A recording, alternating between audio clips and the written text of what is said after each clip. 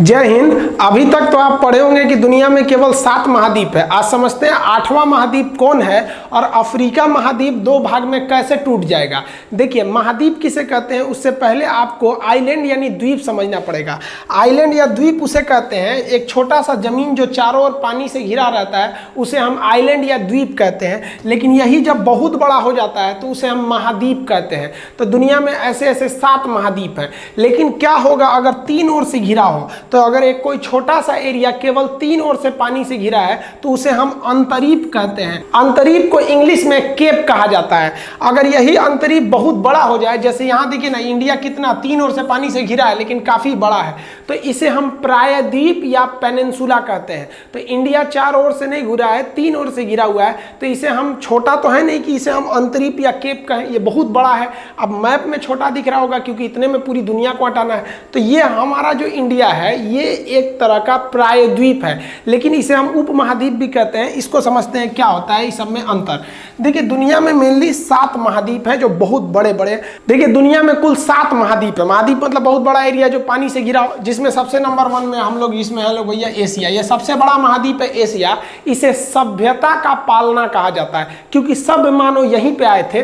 दूसरे number area wise में Africa आता है। अफ्रीका को हम मानव जाति का पालना यानी cradle of the Mankind, cradle मतलब पालना। मानव सबसे पहले कहां पर आया था? तो अफ्रीका में इसका प्राचीनतम सोर्स है। लेकिन सभ्य मानव, वो आदि मानव थे, नंगे घूमते थे।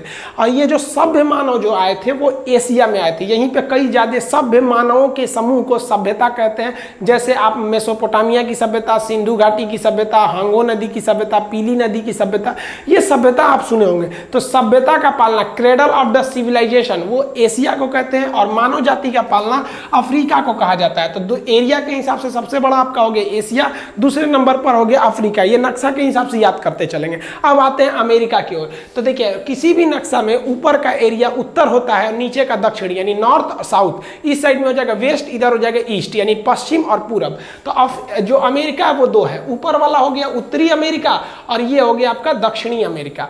तो ऊपर वाला उत्तरी, नीचे वाला दक्षिणी। तो डोनाल्ड ट्रंप किसके हैं भाई, उत्तरी के कि दक्षिणी के? तो बहुत लोग जवाब दे देते हैं उत्तरी अमेरिका के। अरे भाई, अगर हम कहें कि एशिया का प्रधानमंत्री कौन है तो थोड़ी ना पॉसिबल है। प्रधानमंत्री या राष्ट्रपति तो देश के होते हैं। तो देखिए, उत्तरी अमेरिका एक पूरा महाद्वीप है। इस महाद्वीप में एक देश है जिसका नाम है संयुक्त राज्य अमेरिका, उसके राष्ट्रपति हैं डोनाल्ड ट्रंप। तो ये तीसरा महाद्वीप हो जाता है उत्तरी अमेरिका। उत्तरी अमेरिका की एक खासियत है कि इसमें कोई ऐसा देश नहीं है जो समुद्र के तट पर नहीं है, यानी स्थल बंद, यानी चारों ओर से लैंड से लॉक कोई देश नहीं है। जबकि सबसे ज्यादा लैंड लॉक की बात कीजिएगा तो अफ्रीका में ज्यादातर देश ना पूरे महाद्वीप के बीच में ही है, इनके चारों ओर समुद्र ही नहीं। जैसे आप नेपाल को देखिए एशिया में, या फिर मंगोलिया को देखिए, ये सब स्थलबद्ध देश हैं सब। तो इसके अंदर कोई ऐसा देश नहीं है जो स्थलबद्ध है। और ये नीचे वाला दक्षिणी अमेरिका। दक्षिणी अमेरिका की 2 क्वेश्चन पूछता है आपसे कि सांपों का महाद्वीप किसे कहते हैं, पक्षियों का महाद्वीप किसे कहते हैं? दक्षिणी अमेरिका है। अब इसके बाद जो 5वां नंबर पे आता है वो अंटार्कटिका आता है। अंटार्कटिका महाद्वीप साइज वाइज 5वें नंबर पे आता है। आप नक्शा के हिसाब से साइज भी याद करेंगे, इधर देखेंगे तो एशिया, अफ्रीका, उत्तरी अमेरिका, दक्षिणी अमेरिका, और इसके भी नीचे जाएंगे तो ये अंटार्कटिका है। अंटार्कटिका पूरी तरह से बर्फ से जमा हुआ है। इसे हम लोग विज्ञान के लिए समर्पित, यहाँ परमानेंट कोई नहीं रह सकता है, आप वैज्ञानिक भेज सकते हैं। इसे हम गतिशील महाद्वीप कहते हैं क्योंकि बर्फ पिघलते रहता है, इसलिए ये आगे पीछे हो जाता है। तो ये हो गया आपका 5वां। 6वां नंबर पे आता है यूरोप महाद्वीप। तो ये भाई सबसे विकसित है यूरोप महाद्वीप। छोटे छोटे देश ही हैं बट काफी ज्यादा डेवलप हैं यूरोप महाद्वीप। अब जो 7वां नंबर पे आता है, जिसके बाद विवाद चालू हो गया, सबसे ज्यादा यही है, इसको लोग ऑस्ट्रेलिया कहते हैं। एक्चुअली ये पूरा एरिया ना ओशिनिया कहलाता है। ओशिनिया महाद्वीप जो हो गया ये आपका सबसे छोटा में हो गया, यहाँ पर ये 7वें नंबर पे चला है। ये सबसे छोटा है। इसके कई पार्ट है ओशिनिया के, अगर आप देखेंगे तो ये आपका एशिया हो गया, ये अफ्रीका, ये उत्तरी अमेरिका, दक्षिणी अमेरिका, अंटार्कटिका, यूरोप, और ये पूरा का पूरा ओशिनिया वाला एरिया। ओशिनिया में 4 ग्रुप आते हैं, जिसमें आप देखे होंगे ऑस्ट्रेलिया को, सबसे बड़ा है ऑस्ट्रेलिया। इसके ऊपर वाला ग्रुप होता है आपका माइक्रोनेशिया, उसके नीचे मेलानेशिया और इस साइड में पॉलिनेशिया। ये छोटे छोटे द्वीपों के समूह हैं।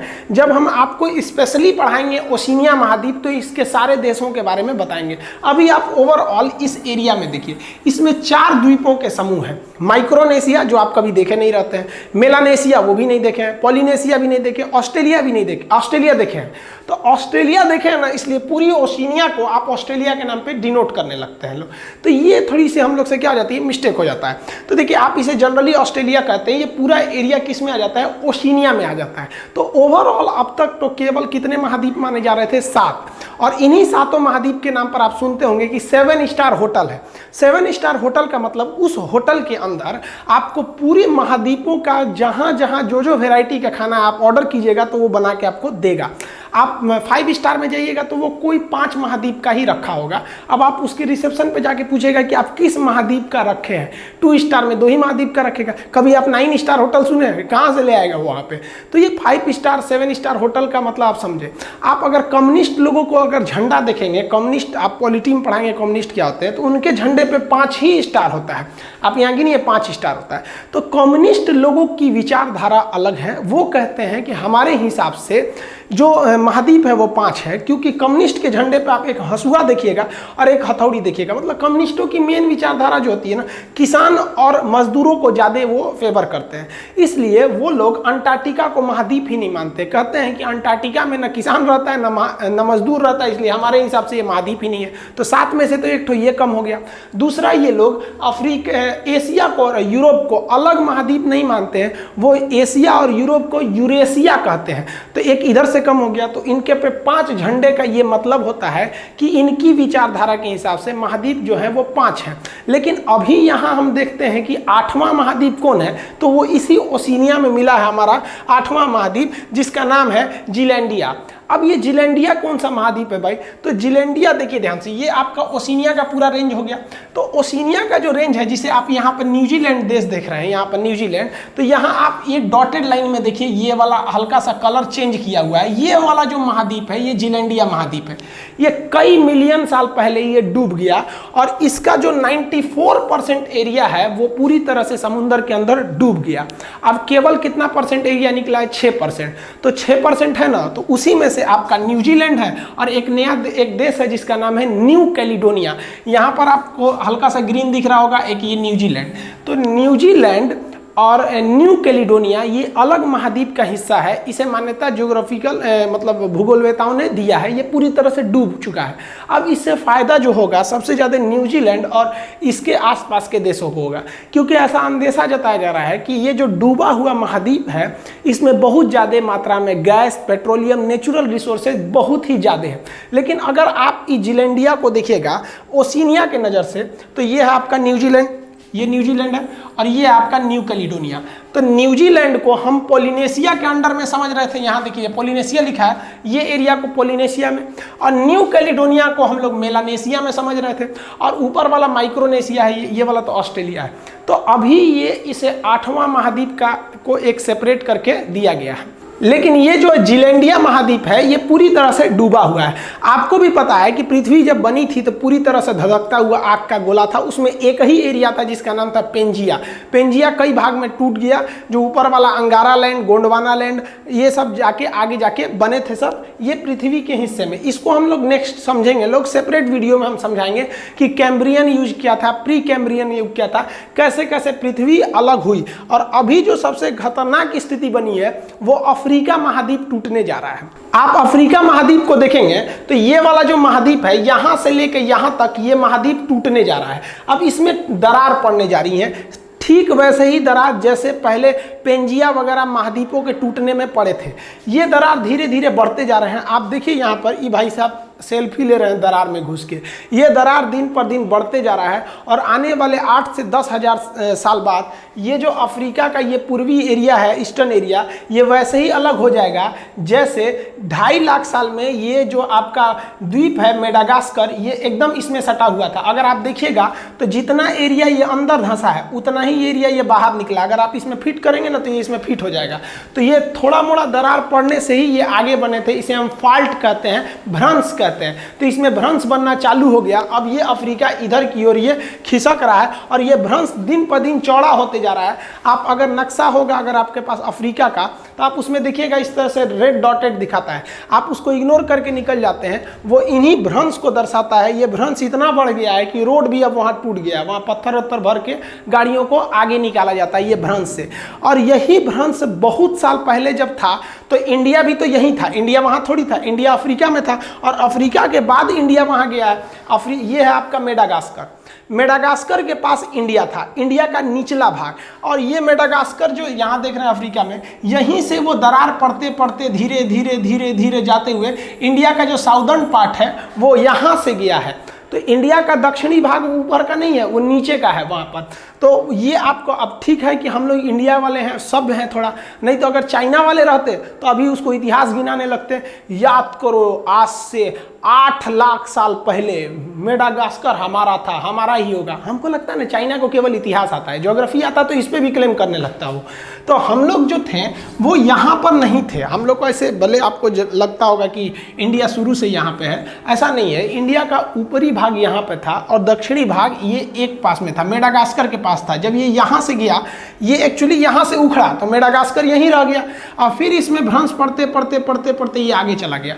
अब क्या होगा, ये अफ्रीका में जो नया भ्रंश पड़ रहा है ये भी इधर की ओर खिसकेगा और आने वाले समय में आपको यहाँ पर कुछ जमीन देखने को मिलेगी, यही वाला हिस्सा कट के यहाँ चला जाएगा।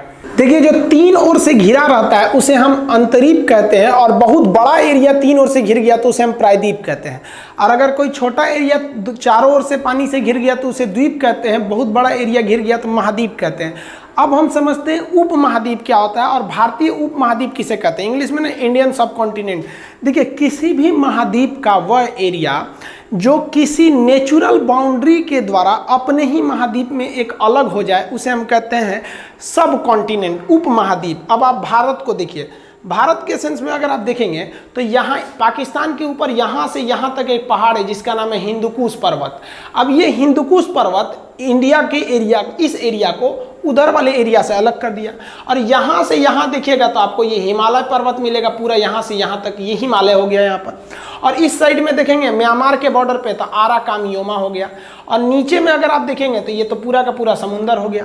तो आप एशिया महाद्वीप में आप इंडिया के कुछ पड़ोसी देशों को देखेंगे तो वो अपने महाद्वीप में से ही एक नेचुरल बाउंड्री से अलग होते हैं, तो इनके ग्रुप को हम कहते हैं उप महाद्वीप। इसमें आता है इंडिया, पाकिस्तान, अफगानिस्तान नहीं आएगा, वो बाउंड्री के उस पार है, और श्रीलंका भी नहीं आएगा क्योंकि ये समुंदर के उस पार है, मालदीव भी नहीं आएगा, भले ये लोग पड़ोसी हैं। तो श्रीलंका, पाकिस्तान, और इस साइड में देखेंगे तो नेपाल, भूटान और बांग्लादेश, इन 5 को मिला दीजिएगा ना अगर आप यहाँ से, तो इनको मिला देने से क्या बन जाता है, भारतीय उपमहाद्वीप। इस प्रकार भारतीय उपमहाद्वीप में भारत, पाकिस्तान, नेपाल, भूटान, बांग्लादेश ये 5 आते हैं। अब भारतीय उपमहाद्वीप में अक्सर पूछता है श्रीलंका आता है कि नहीं भाई, तो इनको छोड़ के सब आ जाते हैं भारतीय उपमहाद्वीप में। हालांकि आपको हम तो क्लास में पढ़ाए हैं कि सार्क में कितने आते हैं सब, नीचे के देश में को हम क्या कहेंगे, सार्क। इधर वालों को कहते हैं साउथ ईस्ट एशिया यानी आसियान देश। अगर देश की बात करेंगे तो नीचे से देखेंगे तो Maldives, Sri Lanka, Bharat, Pakistan, Nepal, Bhutan, Bangladesh, Myanmar, Thailand, Laos, Cambodia, Vietnam, Malaysia, Singapore, Indonesia, Brunei, Philippines, Timor Leste, चीन, मंगोलिया, उत्तरी कोरिया, दक्षिण कोरिया, ताइवान, जापान,